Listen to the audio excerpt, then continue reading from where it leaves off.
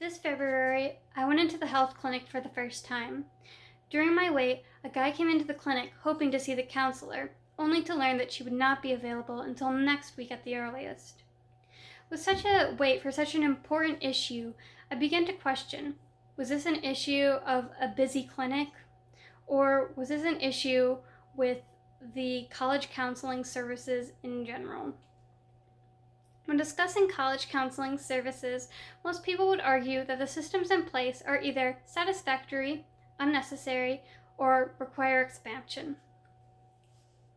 Despite other opinions, these college counseling services need to be expanded. To do so, colleges should adjust their budgets.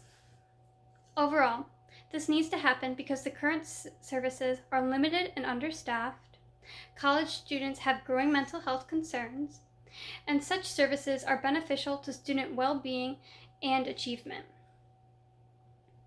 One reason that such services should be expanded is because they are limited.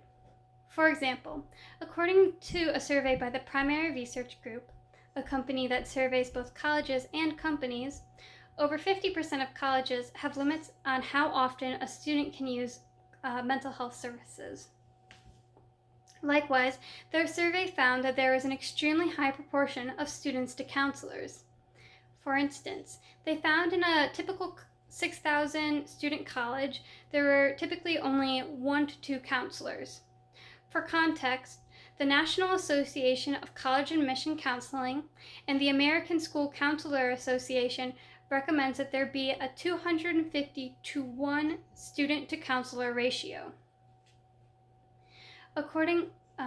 Another reason why these services deserve a larger portion of a college's budget is because a large amount of college students struggle with mental health. For example, according to a TED Talk by Dr. Melissa Zarin, about 40% of students struggle with severe depression and 60% of students struggle with overwhelming anxiety. Likewise, a journal by Dr. Brufertz suggests that at least 35% of students struggle with mental illness. Finally, these services need to be expanded because they have a positive impact on student well-being and academic performance. For example, according to a journal by Morgan Hunegard, a college student working with the University of Cumberland, college students who consistently use mental health services had decreased depression and anxiety compared to other students.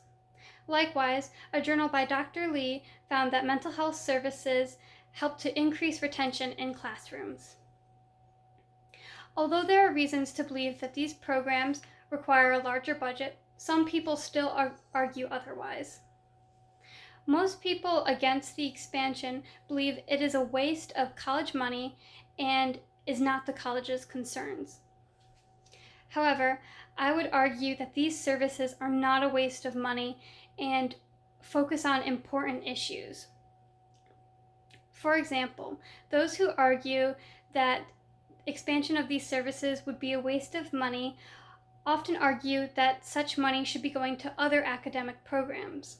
However, I would argue that college mental health services have a similar academic effect as other academic programs.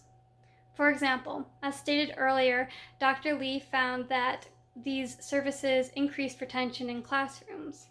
Furthermore, these services had indirect impacts on academics.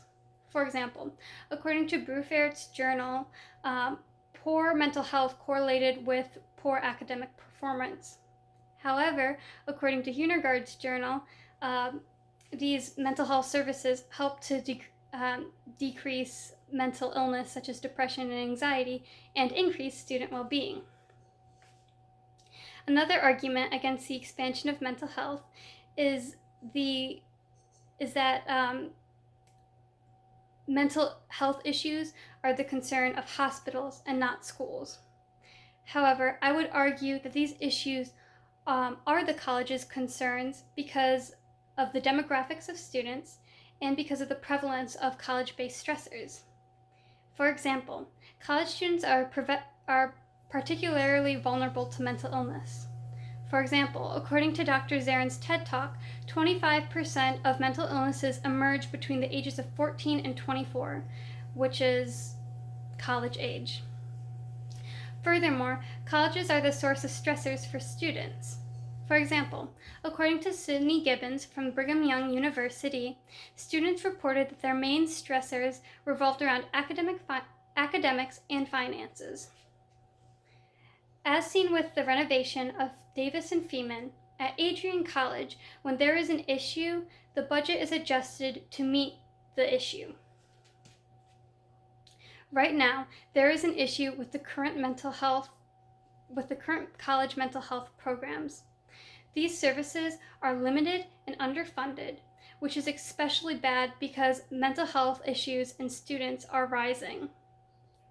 Furthermore, these students are beneficial to student well-being and academics. In conclusion, budgets at colleges need to be adjusted in order to better fund college mental health services.